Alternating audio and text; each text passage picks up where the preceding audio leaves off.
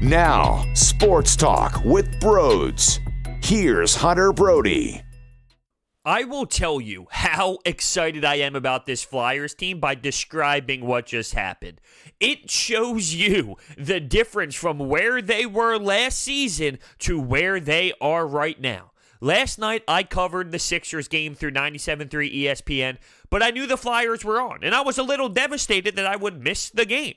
I DVR'd it so I could wake up the next morning, have a nice cup of Joseph, have a beautiful cup of coffee, and watch the entire game. Now, I knew what happened because I saw the scores on Twitter and I saw the reporters that I follow discuss the game while it happened, but I needed to see it play out. That's how great they are playing. They are playing to the point where I need to watch everything that occurred.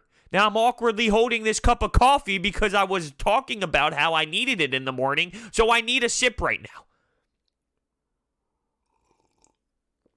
Oh, that's delicious.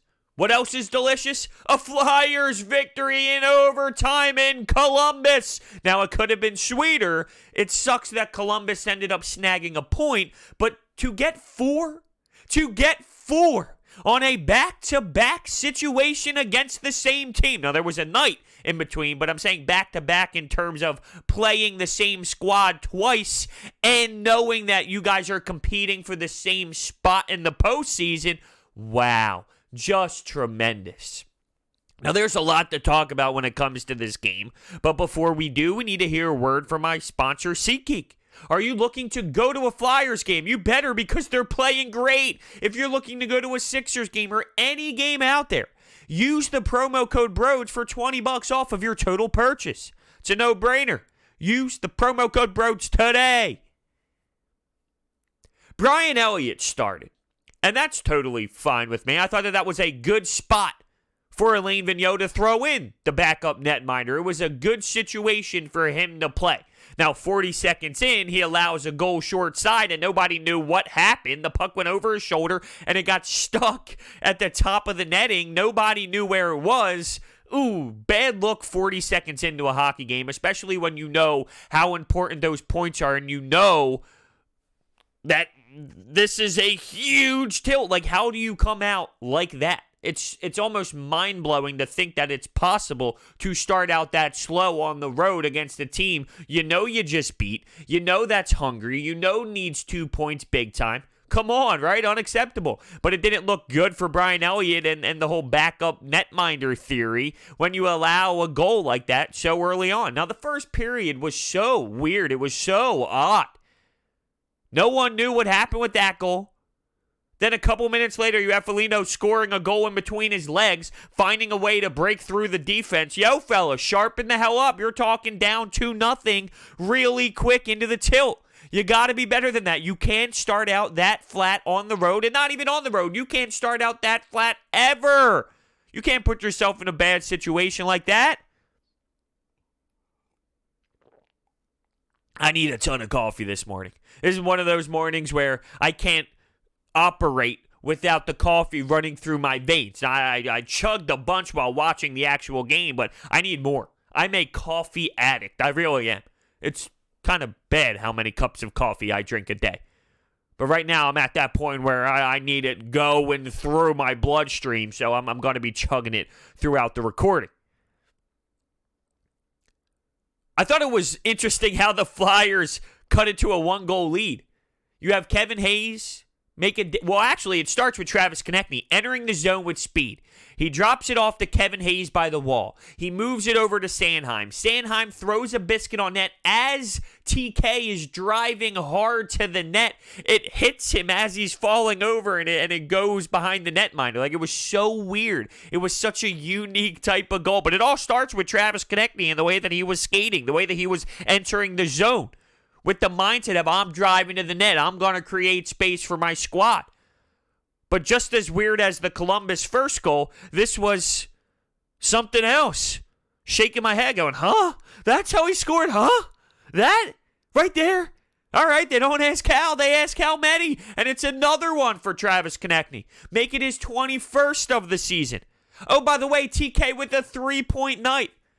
Every time I talk about how players look a little slow and they don't look like they're scoring or it looks like they're taking a step back, they always respond. So I might as well start calling out everyone in Philadelphia, right? Isn't that how this works? I start calling out everyone and they will start to perform at a really high level. Second period, Flyers go down 3-1. So they just found a way to make it a one-goal game. Columbus crawls back. And the energy in that building, they are loud.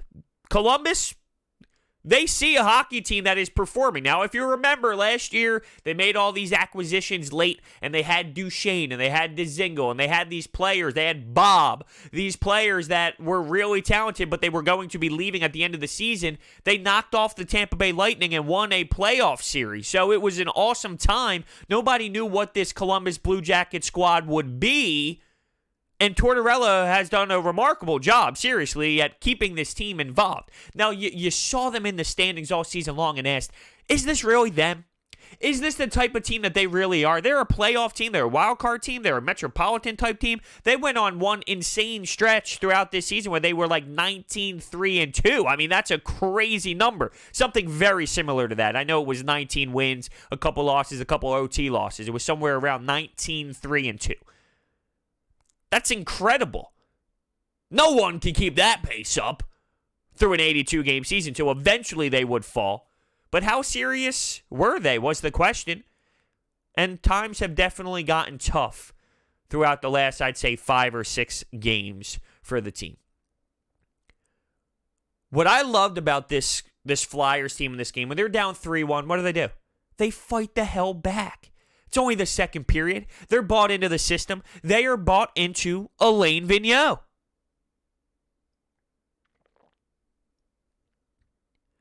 When Aube-Kubel comes into the zone after a nice play by Raffl to get him going with speed, for him to come into the zone, to use the defender as a screen, to change his shooting angle, and to rip it past Elvis, that was fantastic. That was a really smart hockey play. Like, you see that play, you see what he's doing with this stick, changing the angle, using the defender. Wow. And this is a young guy who has created spark for this team. But that just shows me, it's not just about a mini role that he has on this squad. And when I say a mini role, it's a big role, but it's not a top 6 role. It's a bottom 6 kind of spot to play in. Sometimes you don't need to worry about skill. Sometimes you don't have to worry about certain things. It's about not getting scored on. It's about doing the little things, being able to get the puck deep, do the simple things. But for him to have the confidence to go on a rush, to use his skill, which you are seeing on display, I can't wait to see what this kid really turns into. He's been playing fantastic hockey, and he has clearly shown me that he has more than what I ever thought he had in the tank so far throughout his career. That was an awesome goal, and it made it 3-2. But the Flyers were not done. Claude Giroux on the power play with an absolute nip. The pass comes from behind the net. He's waiting there. He knew it was going to happen. He knew he was going to rip it. He puts his full body into a little clap bomb, how do you do? And it hits the pipe and goes in. The Flyers tie the game up before the third period. That was just an awesome goal by Claude Giroux, an awesome power play. And how about that? The Flyers scored on the power play. You don't see that often. Also, Justin Braun not in the lineup. And I know Justin Braun is normally not a guy that stands out to anyone, but he's a veteran defenseman who does the little things right. Friedman gets the nod and he comes into play. Losing someone like Justin Braun is a big hit because this team has done a great job this season with the older defensemen being a part of it. They are helping the young guns. The young guns are playing so well because of Matt Niskanen and Justin Braun doing the little things right, making it easier for them. Imagine knowing Justin Braun is your D partner. The guy's going to be back. The guy's going to be at the blue line defending any rush. Why do I know that? Because that was me. I was Justin Braun when I was playing. A stay-at-home D-man. Doesn't really produce a lot of points. He's always staying back. Allowed my D partner to join the rush at any time. That's why I know, because that was me. I did it for years. 20 years. Crazy. But Friedman stepped in. And how about this? Robinson with a little how do you do on Freeman that did not get called. Was it from behind? Was it a little cheap? Was it a little dirty? Oh, man. I'm going to have to shoot him a text. Yo, dude, you better keep your head up. If I was out there, I would have dummied you. It is still crazy to watch him compete every night in the NHL. It's like one day you're my teammate for so many years and we're moving the puck around together and you tore it up all the time, and now I'm watching you play against the team that I root for in the Flyers. It's crazy, but I'm going to have to shoot him a text. Yo, dude. Yo, keep your head up, buddy. The referees were terrible. Terrible. You had what? The hack with Niskanen, and then there was a call on Kevin Hayes that was soft and a total makeup call. Ridiculous. Totally ridiculous. I don't think the Stripes had a good performance in this one whatsoever. So we're talking about the third period right now. Brian Elliott, wow. I mean, was he making saves? He was great. He was dialed in. Slow start, but when he was ready to rock and roll and it came down to a tied game in the third, he was making plays. And he's been a fantastic netminder for this team all season long. Carter Hart goes down, he's able to step in. Even when Carter Hart was not down early in the season, they were going back and forth, they were sharing time, and they were both playing at a really high level. Brian Elliott was awesome once he figured out everything. Slow start, but once he figured it out, he was making saves. That one glove save, are you serious with that? Are you serious with that? He had a couple other ones that won't go as noticed because the one big save was the one, but trapping the puck by his collarbone, making sure there's no rebound. The pipe was involved for one of them, and hey, the best friend of a goalie is the pipe. Maybe you give it a little kiss afterwards. Hey, thanks for that one. But that's fine. That just means what? Your angle was that good. Your angle was that good that the only spot the player had to shoot was the post. You can go with that narrative. The third period, both teams had some noise, but it goes to overtime, where Kevin Hayes gets the puck. And he buys time by starting on the right side of the ice. He cuts across the middle. The defenseman and the other player out there, miscommunication. They don't switch properly. That allows a lane for Kevin Hayes to get nice and inside and just rips it past Elvis. He does the celebration where he does the discount double check. And my favorite part about it is when he's doing that and when everyone's coming on the ice to join Kevin Hayes, what's Travis Konecny doing? He's hugging Hayes and he's looking across the ice, chirping, running his mouth. That's the type of player he is. That's entertaining as hell. Are you serious? You win a hockey game like that, you grab 4 points, a possible 4 points out of the Columbus Blue Jackets when the two were going head-to-head for a playoff spot, and you're running your mouth being a little pest that you are? I'll tell you what, it's an awesome team to watch. So awesome to the point where I knew what happened. I knew what occurred, and I DVR the entire game to watch it the next morning just to post a recap and discuss it. That's how solid they're playing right now. That's how meaningful they're playing. They are inspired, and it's so entertaining. Oh, how about this? Real quick, how did I forget? Giroux gets dropped by Nathan Gerbe. Come on, G. I love you. You can't get rocked like that by a guy who's 2 foot tall. Now, I love Nathan Gerbe's story. The guy was mucking in the AHL for a little bit after a good run in the National Hockey League, and he gets called back up, and he's playing with Columbus, and he gets rewarded by it, and he has been a spark plug for that team. He absolutely has. But, gee, come on now. You can't be getting dropped like that. You had some of the teammates stepping up for him. It was a clean hit by all means. But, dude, this isn't Chara. This isn't Ovechkin. I'll even say this isn't Crosby getting revenge for that hit in the playoffs. 2,000 years ago, it seems. We're talking about a guy who's 2 foot. I couldn't believe it when I saw it. Yo, are you kidding me? First off, keep your head up. Second off, he's going to knock you down like that. That's not good for the anti-Claude Giroux people. And guess what? Actually, it is good for the anti-Claude Giroux people. It's not good for the people who defend him like me. And there's plenty Giroux hate out there. For some reason, there's plenty of Giroux hate. Travis Konecny, 3 points. Kevin Hayes, 2 points. Love the fight back. When you look at the standings right now at this moment, 75 points the Flyers have in third place in the Metropolitan. The Capitals have 80. Why am I drawing a blank? Pittsburgh Penguins, same thing. Are the Flyers able to compete for a higher spot than the Metropolitan? Looking just at the wild card, and I say this because this is where the Flyers were just at, 73 points for the Columbus Blue Jackets, and the Flyers have a game in hand, so keep that in mind. That's crucial. Carolina, second wild card spot at 72. Now, one game can be the difference, right? If the Flyers lose to Winnipeg on Saturday and Columbus wins their next game, I mean, it's just that close. Compared to where they were, say, 2 games ago, it's a different story, but still, my point is, one game can change the difference and the outlook on where you think this team really is. But you can say that for the other way. If they're to win the next game and say, I don't know, Washington loses, now the Flyers have 77 points and Washington has 80, and you're sniffing a second seed possibility in the Metro. I can't believe I'm saying that. I literally can't believe I'm saying that. Now, I'm not getting ahead of myself. What I'm saying is I can't believe the Flyers are even in that position to have that type of conversation. That isn't absolutely ridiculous. It is possible. Somehow, some way, it is possible. And the fight from this team, the coaching staff, I'm pumped. I'm pumped that Flyers hockey means this much right now. And they're getting the respect. They really are getting the respect from the city. Sports talk radio around this town doesn't talk about the Flyers. They don't. Well, guess what? It is starting to be brought up on every single station because they are meaningful, they are competing, and they are in a legitimate playoff spot.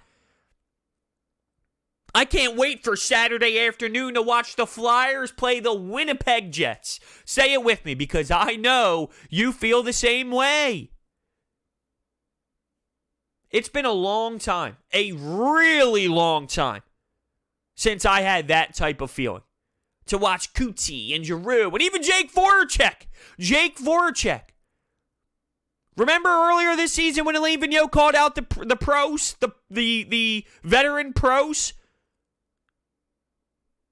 I would say Voracek has played one of the best seasons of his career with the Flyers. Really, I truthfully mean that.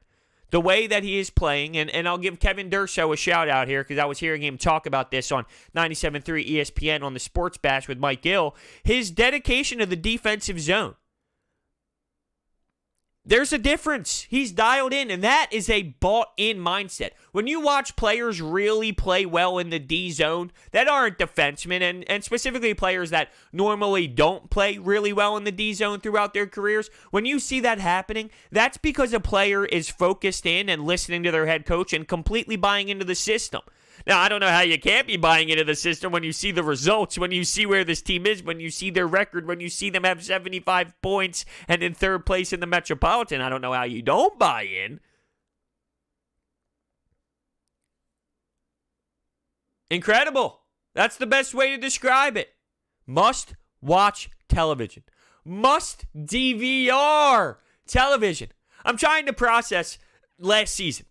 If you told me, Broads, you're going to DVR a Flyers game in February, late February, before we hit March. Ha! Ha! I don't even remember if that was, that had to have been after the Ron Hextall firing, right? Because it's pretty damn late into the season right now. But with that happening, with Dave Haxtell getting fired,